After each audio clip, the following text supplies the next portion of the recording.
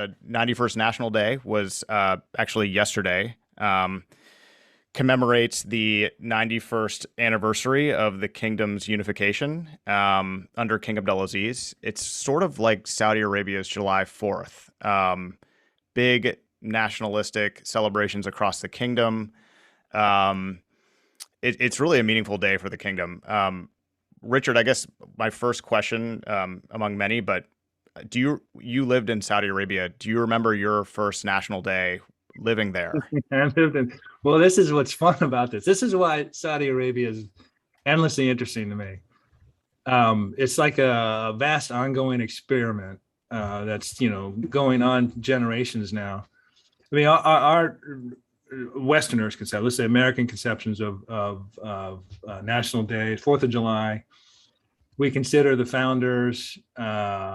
We try and take stock of where we are. Of late, that's a little disconcerting because a lot of what the framework that was created is a little creaky at the moment. Mm-hmm. But there's always the assumption that we've done this every year, and it's part and parcel of liberal democracy. It's part and parcel of being American. Our historical narrative. This is 4th of July is intrinsic to it. Which is why I think so many people have difficulty understanding Saudi Arabia. I mean,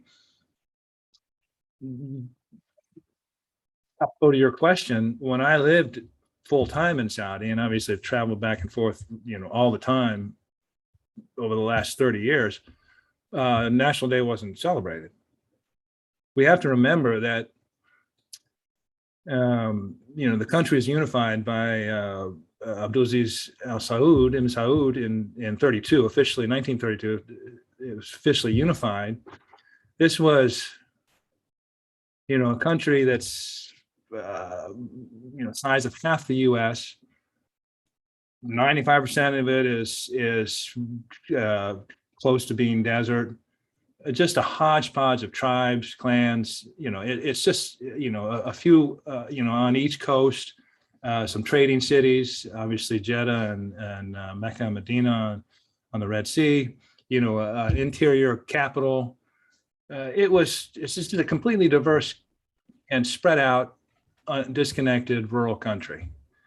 And on top of that, it's informed by a very conservative interpretation of Islam. I mean, the initial relationship between the Al-Saud and Al-Wahhab, was based on an interpretation of Islam that was extremely, let's say, it was intended to be very simplifying. So it did no idolatry, simplification. On the flag it says there is no God but Allah. And Muhammad is his prophet or his messenger. That's your informing principle. There is not to be anything else other than that. You can't have shrines. You can't even, when people are buried, there's not even headstones. Important things related to prophets or Muhammad himself. People, they didn't worry about that. They just let it go. Well, they bulldozed it. It's just not something you pay attention to. So,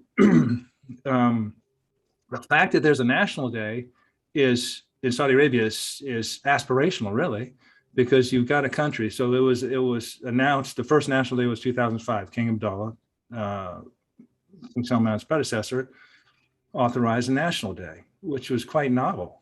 I mean, because for most Saudis, it's clan, it's tribe, religion, somewhere along their country. But they're trying to. The whole purpose of National Day and the way they celebrate it now and make it a focus is to try and nudge this along to a different sort of affinity. And so it's like I said, it's a grand experiment. It's a whole cultural paradigm shift. It's an attempt to move allegiances, from tribe to Islam, which obviously is not going to be superseded, but and introduce the idea of a state and what it means to be a Saudi. What it means to be Saudi doesn't mean what tribe you're involved with, doesn't mean if you're Muslim. It means you're a Saudi national. So this is a grand ongoing experiment, which from our perspective it wouldn't even occur to us. None of this is in question. But for Saudi Arabia, it's a cultural shift they're trying to achieve that is, as I said, aspirational, and therefore, to me, extremely interesting. So, all that to say, all these, the air shows, all the things, I think it's fascinating when you look at the deeper context. Yeah, and it's also like a way for them to look forward and to sort of see what they've accomplished, but see what's coming up. And with Vision 2030, they've obviously got young leadership, not just at the highest levels, but throughout the entire government. There's something to be proud about, and there's something to sort of look forward to. That was a really good sort of background on like how just the mindset of each Saudi going into this holiday. I think that's really cool. Yeah, and like you mentioned, there was just a lot going on over there yesterday. Yeah. Air shows, everything. So it's cool. Yeah, it's meaningful. So I mean, so every national day, this is the 91st, quote unquote. It's actually the 16th, right? In terms of actually being celebrated. But I get why they're trying to do this, and from our perspective, it would be a positive thing for people for them to not look at themselves necessarily as aggregation of tribes or a Muslim country only, but as a Saudi state, right? As a common people.